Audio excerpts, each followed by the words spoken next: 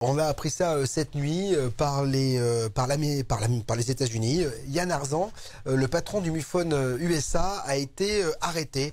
Et Pascal m'a appelé tout à l'heure parce qu'il voulait nous en parler. Salut Pascal. Bonsoir Bob, bonsoir à tous. Bienvenue sur BTLV. Pascal, effectivement, tu m'as appelé, j'étais en voiture, je revenais du Gers magnifique. Et tu m'as dit qu'il y avait une info qui était assez grave.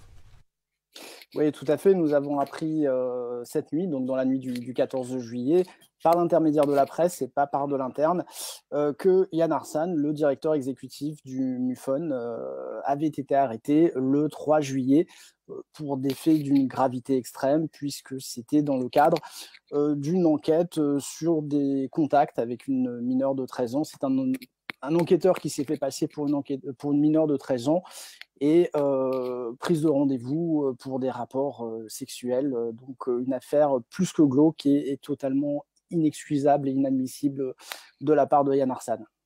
Alors, bien évidemment, tu as décidé de prendre le taureau par les cornes et de prendre tes responsabilités. Tout à fait. Tout à fait, nous avons communiqué dès cette nuit. Nous avons passé une nuit assez courte. Nous avons demandé des explications à la direction du MUFON. Nous les avons eues assez tardivement, puisque Yann Arsan est tout simplement démis de ses fonctions et totalement écarté de toute activité au sein du MUFON. Je tiens à rappeler, bien entendu, que ces activités, cette accusation très grave concerne Yann Arsan et il est bien sûr hors de question de penser, d'imaginer ou de dire que le MUFON est un réseau de pédophiles, bien entendu. Malgré tout, tu gardes tes fonctions ou tu quittes le MUFON, Pascal?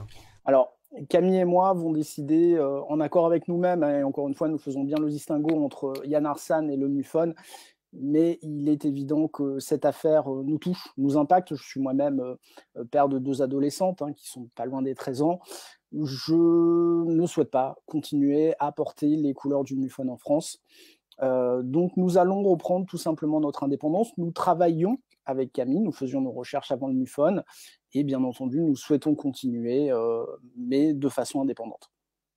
Bon, bah écoute, en tout cas, la chose est actée. Merci de l'avoir fait sur BTLV. Effectivement, voilà, vous apprenez que le patron du MUFON USA est arrêté pour des faits de pédophilie. Donc, encore une fois, on va découvrir l'affaire au fur et à mesure. J'imagine que tu en feras écho sur ton site internet parce que c'est important de savoir le fin mot de l'histoire.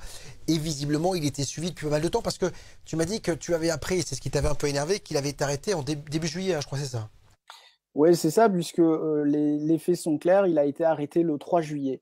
Je t'admets que j'ai du mal à comprendre, mais que ce soit pour moi, directeur national, ou pour l'ensemble des bénévoles, que nous n'ayons pas été informés de cet état de fait. Je suis tombé dessus, il devait être 11 h du soir.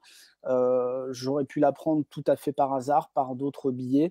Voilà, je trouve que c'est quelque part inexcusable aussi que nous n'ayons pas eu une info de la direction des USA pour être informés de cet état de fait, pour savoir comment réagir.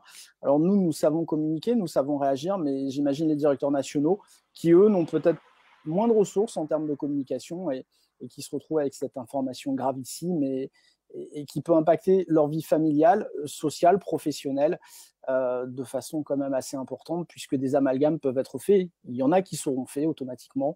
Voilà, donc c'est vrai qu'on attendait de la part du réseau, qui se veut réseau mondial, plus vieille association ufologique et très structurée, on pouvait attendre de leur part quand même une gestion un petit peu plus fine et un petit peu plus accompagnante, on va dire, des bénévoles du MUFON.